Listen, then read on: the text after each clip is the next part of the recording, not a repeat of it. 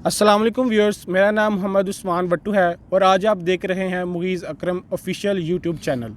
आज हम बात करेंगे बाप के बारे में। एक दिन मैं हाफिज़ साहब के पास बैठा हुआ था कि हाफिज़ साहब के मोबाइल फ़ोन में अचानक एक रिंग होती है और स्क्रीन पर लिखा होता है ग्रेट फादर। आखिर क्यों? आज हम हाफिज़ साहब से इसकी वजह मालूम करते हैं। जी हाफिज़ साहब, बहुत बहुत वेलकम आपको। Thank you Usman. मैं ज़रा माइक लगा लूँ, ज़रा मेरे हवाले कर दें। अच्छा उस्मान यार, इसमें बात यह है कि स्पेशल वजह तो होती है। मैंने जब आज से तकरीबन कितने साल पुरानी बात है, तकरीबन 4 साल पुरानी बात है, जब मेरे अब्बू ने मुझे मोबाइल लेकर दिया तो मैं उसमें सारी फैमिली के कॉन्टैक्ट सेव कर रहा था। तो जब मैंने अपने अब्बू का नाम सेव किया तो मैं सोच में पड़ गया कि मैं इसको किस नाम से सेव करूं, क्योंकि हमारे यहाँ अदब का, एहतराम का एक रिश्ता होता है, तो डायरेक्ट नाम के साथ ना सेव नहीं करते। तो मैंने ना फिर मेरे जहन में एकदम आया तो मैंने इसको ग्रेट फादर लिख दिया। उस्मान, आपको पता है मैं शायरी से इश्क करता हूँ और मैं जितने भी शुआरा की तारीफ़ करता हूँ मैं हमेशा ये कहता हूँ कि बड़े शुआरा, ये बड़ा शायर है। किसी के बारे में मैंने आज तक ये नहीं कहा कि ये अज़ीम शायर है। अज़ीम लफ्ज़ का जो चुनाव है वो मैं सिर्फ़ अल्लामा इकबाल के साथ करता हूँ, क्योंकि वो वाकई एक ग्रेट अज़ीम शायर थे। तो बाप तो यार सबके अज़ीम होते हैं, तो मैंने इसलिए ये सेव किया। दूसरी बात यह है कि उस्मान थोड़ी मुख्तलिफ बात करेंगे आज। हमारे यहाँ जो इंडो पाक का कल्चर है, बाप का मतलब क्या है यार? इधर हमारे यहाँ मतलब है एहतराम, अदब, हुक्म मानना, बात मानना, यानी कि एक यकतरफ़ा रिलेशनशिप है। आप एग्री करेंगे ना मेरी बात से? एक यकतरफ़ा रिलेशनशिप है, अंडरस्टैंडिंग नहीं है, म्यूचुअल अंडरस्टैंडिंग नहीं है, टू वे कम्युनिकेशन नहीं है, जिसकी वजह से बहुत सारे प्रॉब्लम्स पैदा होते हैं। लोग देखें, हमारी एज के लड़के हैं, वो अपने पेरेंट्स से, अपने बाप से झूठ भी बोलते हैं, सब कुछ करते हैं। तो मेरे अब्बू भी ये वीडियो देखेंगे इंशाल्लाह, तो मैं यही पैगाम दूंगा उनको कि एक टाइम था almost 2 years back when I was very depressed in my life. तब मेरे वालिद ने मुझको कॉल की और मैं कॉल पे रो रहा था आंसुओं के साथ। तो उन्होंने मुझे 2 बातें बोली थी तब। पहली बात ये उन्होंने कही कि बेटा, औलाद के होने की वजह से जो दुख होते हैं ना, वो औलाद के ना होने की वजह से बहुत कम होते हैं। यानी कि औलाद का ना होना ये इतना बड़ा दुख है कि औलाद के होने की वजह से जो दुख होते हैं ना, वो बिल्कुल छोटे लगते हैं, बिल्कुल ऐसे लगता है कि दुख ही नहीं है। और दूसरी बात उन्होंने मुझसे कही कि ज़िंदगी में खुशी के लम्हे बहुत कम होते हैं। तो मैं अगली बात फ़ौरन उनकी मैंने पिक कर ली कि दुख ज़्यादा हैं इस ज़िंदगी में, ये फ़ैसला हो चुका है, ये डिसीजन अल्लाह ताला की तरफ से हो चुका है।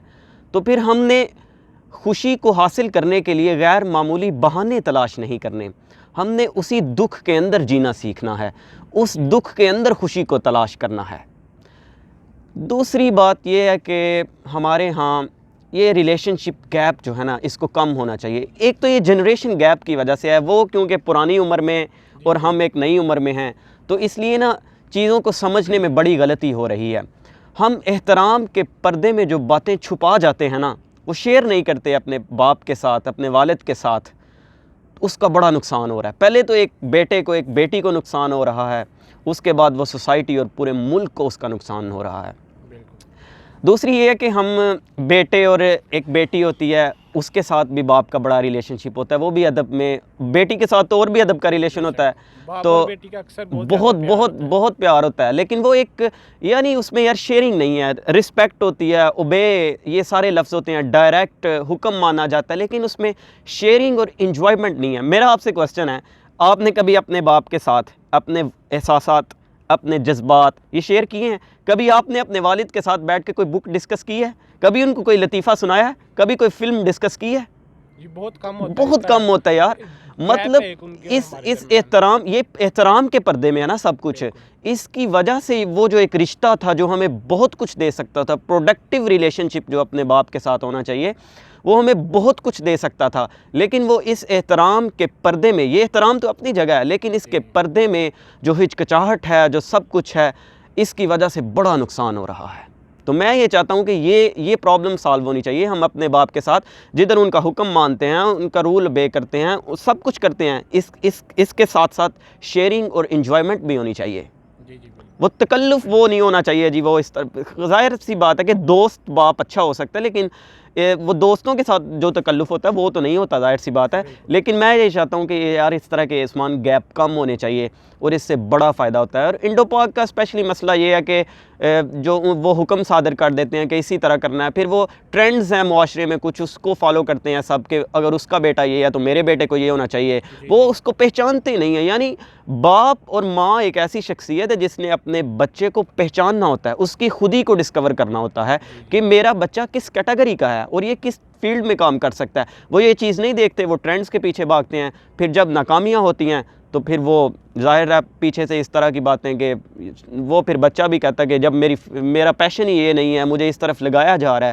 تو وہ اس طرح کے پھر مسائل پیدا ہوتے ہیں کہ وہ ایک گیپ پیدا ہو جاتا ہے. تو میں یہ چاہتا ہوں کہ یہ گیپ کم ہونا چاہیے, اور یہ ایک بہت ہی خوبصورت رشتہ ہے. نبی صلی اللہ علیہ وسلم کی میرے خیال میں ترمذی میں ہے یہ, یہاں مجھے اب ایگزیکٹ یاد نہیں ہے یہ کس حدیث میں ہے, لیکن نبی صلی اللہ علیہ وسلم نے کہا کہ والد کی جو رضا ہے وہ انسان کو, بندے کو جنت میں لے جاتی ہے. جو والد کی رضا ہے نا وہ اللہ تعالیٰ کی رضا ہے. ٹھیک ہے, تو یہ چند باتیں تھیں, یہ چند گزارشات تھیں. انشاءاللہ اللہ کرے کہ یہ ہمارے ہاں جو ایک گیپ ہے اس کو کم کیا جائے through mutual understanding. Thank you Usman, میں آپ کا شکر گزار ہوں. آپ کچھ کہنا چاہتے ہیں؟ جی حافظ صاحب, ہوپ سو آپ کی بات سب نے انڈرسٹینڈ کی ہوگی. والدین کے لیے ایک بہت بڑا میسیج ہے کہ جو گیپ ہے یہ ختم کیا جائے. تو انشاءاللہ آج کی ویڈیو ہم یہاں پہ ختم کرتے ہیں. تو انشاءاللہ پھر اگلی ایپیسوڈ میں آپ سے ملاقات ہوگی. اللہ نگہبان.